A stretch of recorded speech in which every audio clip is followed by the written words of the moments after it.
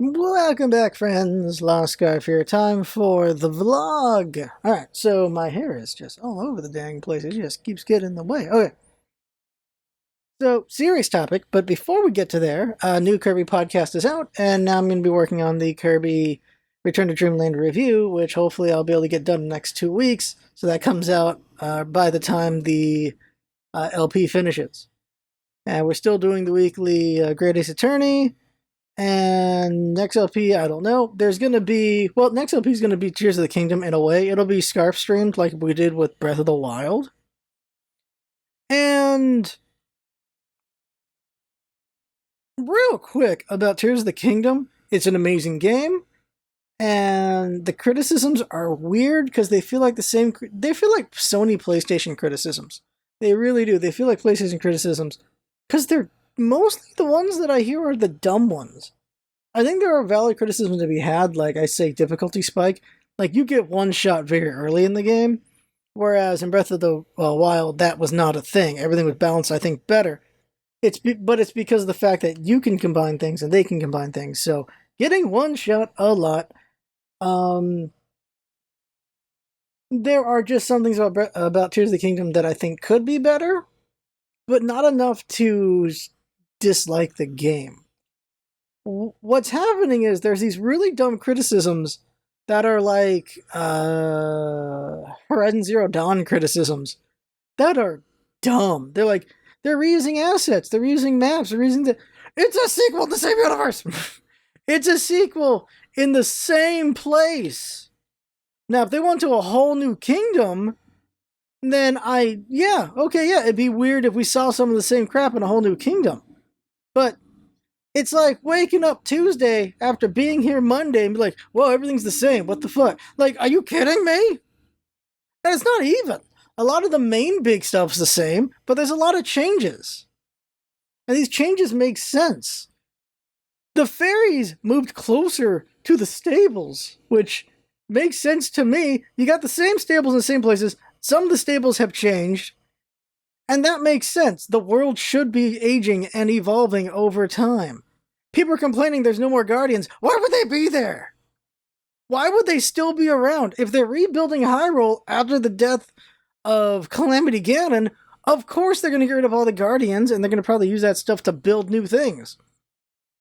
That's not all going to be lying around. You want your home to be nothing but ruins for like the next 5-10 years? No! After a war is over, rebuilding happens. People really think Guardians. I think Guardians are just going to be hanging around still after what happened with Calamity Ganon. No, they're going to get rid of that stuff just in case. The complaint about losing those enemies is dumb. The world has to evolve. We got new enemies after losing those enemies. And the evolution of the enemies makes sense to me. The evolution of the world makes sense to me. I am spoiling a couple things, I guess, but they're not big spoils. Like, the enemies have learned because of Link. The enemies have more tactics now, they work together more, and they have better bases. Like, the skull bases are better. They have defenses on these skull bases now. That makes sense as an evolution of our enemies. The world has progressed. And on top of that, you have the Sky Islands, and then you have the depths. The world expanded a lot. A lot. I want to talk about Horizon Zero Dawn. People are complaining about them using the same animations for things in Horizon Zero Dawn, saying, look how lazy the devs are. It's like the same thing with... you know what? It's not like we're getting monetized anyway. Some of y'all are fucking stupid, is the best way to put it. That is the best way to put it. And maybe one of you guys are like this, and I need you guys to stop, so please. There are valid criticisms, but think about your complaints. Think about the criticism you're making. What does it actually mean? Don't take the shortcut and just think real quick. Just think, what does it actually mean? I hate this complaint of reused assets, acting like that's lazy. Look at the amazing craftsmanship of these games in general. Fucking look at Elden Ring. Elden Ring is considered this great, amazing game. There was a lot of reused assets in that fucking thing. And there were times when those dungeons felt samey as fuck. And you know which ones I'm talking about for sure. Like, there's a point when just every cave looks the same. It was just ridiculous. But it was what it was. And you just accept that. And it wasn't laziness. It was just like, God, we just got to get this game done, but there's just so much more crap we want to put in kind of thing. It's like saying like every tree has to be rendered individually. Like, they made at least like 12 different trees and then copy pasted those trees everywhere. Like, that's what you freaking do. Are you kidding me? You want every pixel built up from scratch? Every time? Fuck you, that's 20 years of development there. You gotta think before you make your goddamn criticisms, stupid people. Now, the truth of the matter is, thinking on it more, the truth of the matter is, everyone matures differently. Everyone's thought processes get better or worse differently over time. Criticizing for Horizon Zero Dawn for having the exact same repelling animation and calling that lazy is one of the dumbest takes ever. Criticizing Breath of the Wild and Tears of the Kingdom for using the same map on the main map layer is extremely stupid. Calling it lazy, extremely stupid. I'm thinking back to the Pokemon criticisms. And just like, well, they were lazy because they didn't do this. They're lazy because it's like, did you want the game to come out in 3 years instead? Like, well, I'm not talking about bugs. I'm talking about others, like graphical complaints and things like that. I was like, you guys are stupid.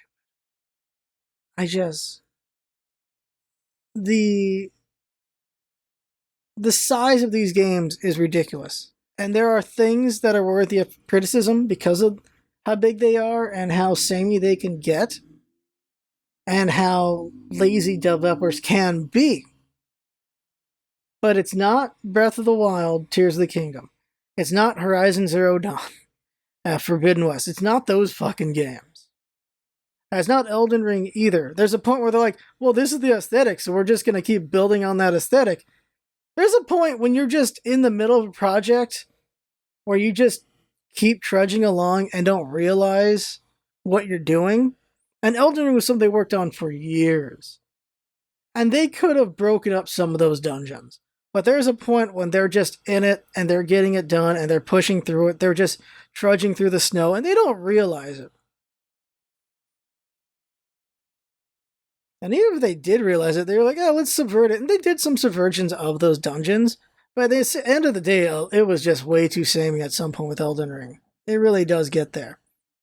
But still a fun game. Breath of the Wild, Tears of the Kingdom, very fun games.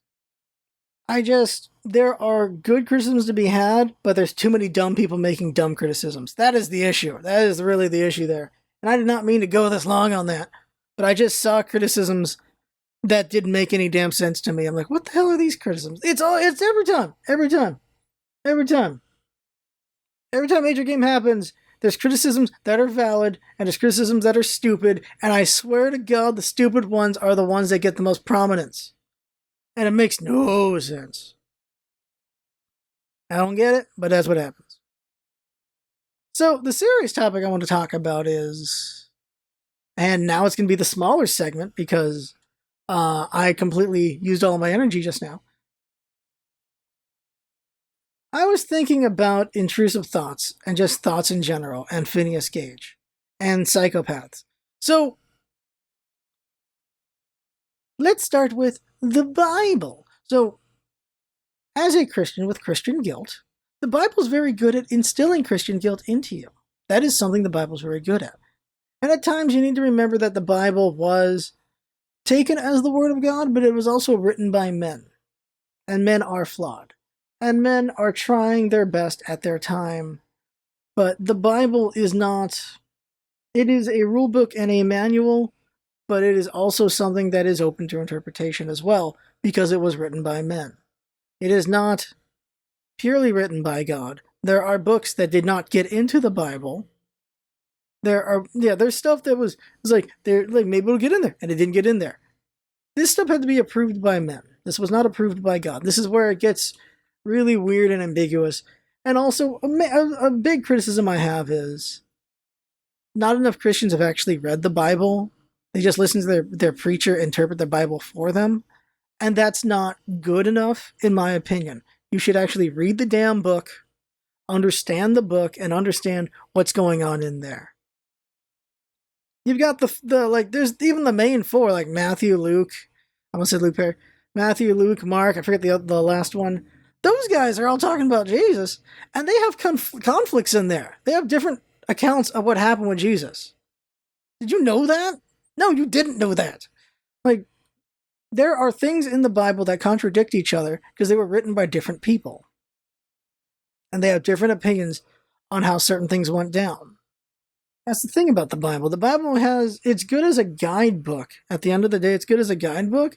But if you take it as gospel, and literally it's what's supposed to be, but if you take it as, these are the rules, these are always going to be the rules, well then, Christianity's in a bad spot. And this is why I think I prefer Catholicism. Catholicism, besides the fact I was raised on Catholicism is less rigid while having its own rigidity, and it's more adaptable. Whoop. Oh,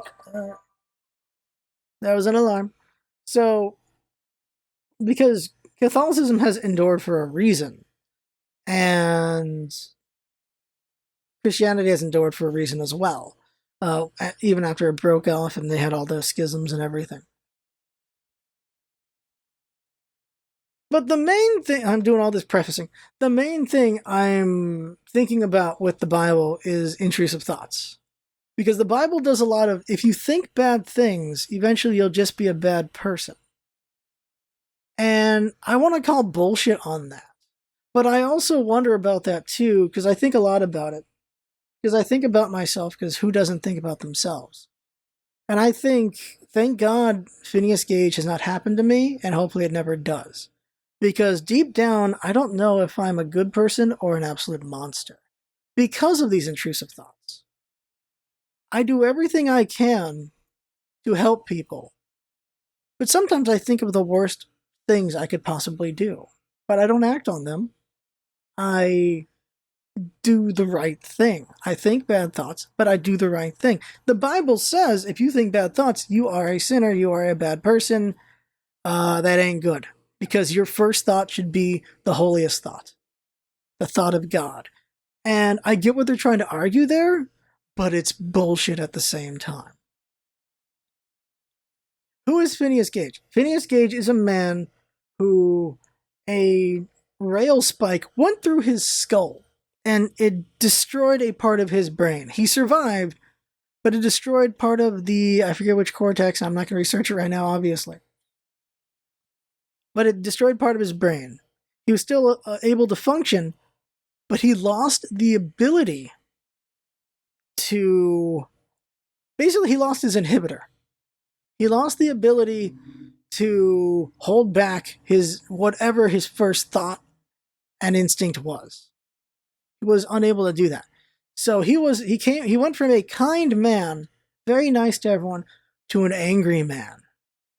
His fuse didn't exist anymore. He was just always angry, always hurtful, always mean. And that's unfortunate. He went from a loved man to just someone people did not want to be around anymore. And that's Phineas Gage. Why am I talking about psychopaths? So psychopaths, I'm thinking about this as well. Nature versus nurture as well. Psychopaths are, the true psychopath is they think they don't have empathy is a shortcut in how to explain psychopaths. They don't have empathy. But they can learn empathy. They can understand empathy through nurture. Nature is they have no empathy. Nurture gives them the ability to understand empathy. And the proof of that is, I forget the professor's name, he was doing a psychopath study. He was like, if you look at the brainwaves, they don't have any empathy, and you take this test, it'll tell you who's a psychopath, things like that. And so he was doing a psychopath study. It was like, just have a bunch of people do all this study. He put himself in there as well. and just trying to understand psychopaths and all that. And he wanted to understand people in general, but also psychopaths. And he found there was a psychopath in his study. Because he wasn't just looking for them, he was just getting random people and just understand them and just understand psychopathy if they found one. And he did find one. He's like, holy shit, we have a psychopath. Who's the psychopath? What should I be worried about this and that? I'm like, whatever. It was himself. He was the psychopath. But here's the thing. He was a good man. He was a kind man. He helped people out. He did the right thing all the time. So he didn't understand, wait a sec, if I'm the psychopath, what's going on here? But then he remembered his upbringing. He had a good family. He had parents who supported him. He had family that believed in him. They worked together. They did things together. They were not abusive. They were not all these other things. He learned what empathy was from having a loving family. That is the lesson he took from his study, because he knew himself, of course. So I'm thinking about my intrusive thoughts and the awful things I think. And I'm like, oh, that was a effed up thing I thought. Why did I think that? And then I just do the right thing. There are just awful people out there who don't do the right thing. And there's no telling if they even have any impulse to wonder about the right thing before they do the wrong thing. Who knows? But I wonder that about myself is, am I a good person or am I fake? Are a lot of people a good person or are they fake? Or is the evil the fake thing that they didn't realize that they fell into? Things like that. Just a lot of rumination. I can't give examples because they're monstrous. Well, some aren't monstrous. Some are just like, look, there are things I could do to scam my way to the top, and I know what they are, and I know I could do quite a bit of them, but I don't. I don't because that's not who I want to be, and that's not what I want to do. There are people I could have used to climb to greater heights, and I didn't do that because I wanted authentic friendship, and I wanted to just be, well, just a good person. It's a thing that weirds me out in general, good and evil and all that. And obviously it's gray, everything's gray, of course, but we'll never know the true truth of plenty of heroes and villains and things like that in history. I just wonder, like, what was actually going through their heads? What were they actually thinking about? And did things just get out of hand? Or did things just get away from them? Or were some people just truly as saintly as they were, or truly as evil as they were? Obviously, not everything is great at different degrees. So bringing it back to myself, though, because I'm doing a lot of wandering here, obviously, a lot of rambling here. Question is, am I a monster? Am I a monster in disguise? That's what I wonder. I'm bringing it back to Christianity. I think that's why I keep thinking about it, is just, maybe it's just the guilt built up because of religion, because of Christianity, that I feel this way. And maybe not. I don't know. These vlogs are for me to think and to talk, and for you guys to share whatever you're thinking as well if you want. There might be someone out there who has truly evil thoughts, maybe completely capable of just wiping out a bunch of people. Maybe they're even into that. But if they never ever act on it, are they a monster or are they just a person? Are they a good person? Like, let's say just a dude who just does volunteer work all the time, helps people out, is very nice and everything. But let's say he watches a little too much news and it lights his head on fire.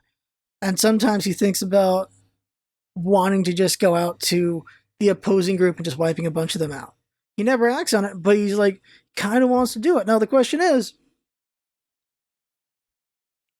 Is he a monster for having those thoughts, or is he a victim of the world around him?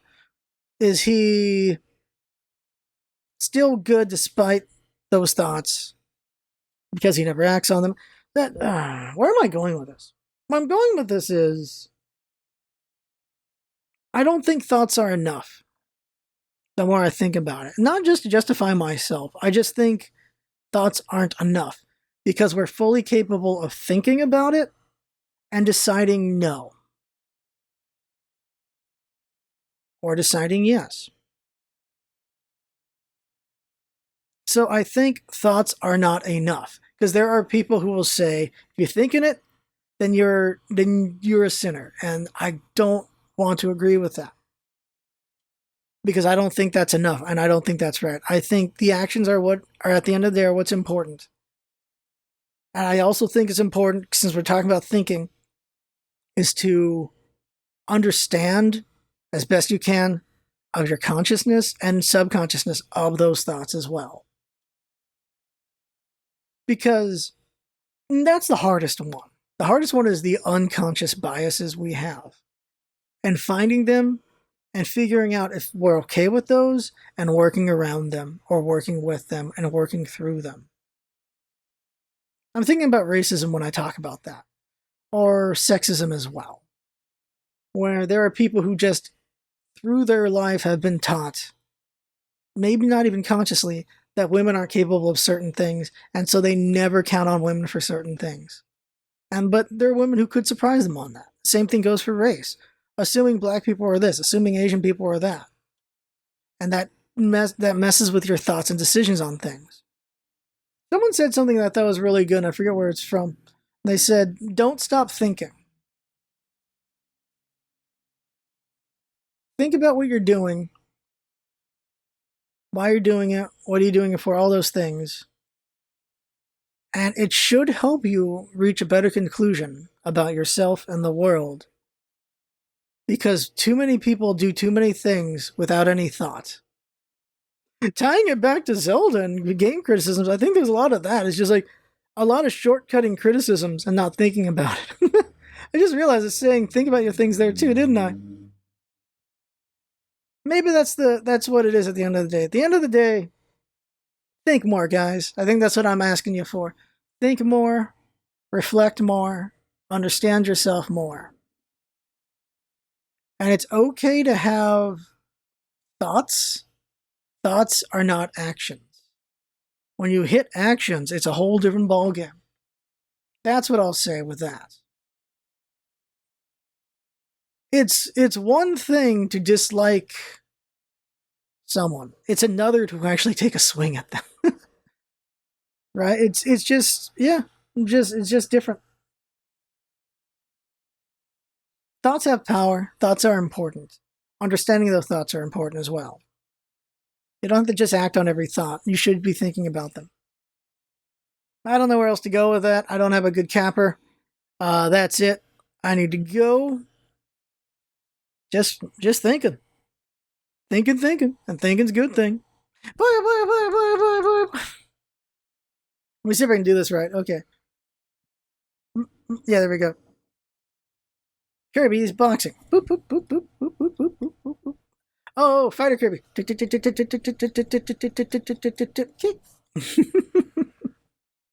I'm a dork. I'm a dork and a half. Yeah, I can't think of a good way to end this whole thing. So just have a nice day, everybody. And don't stop thinking. I know we go on autopilot sometimes, but don't stop thinking.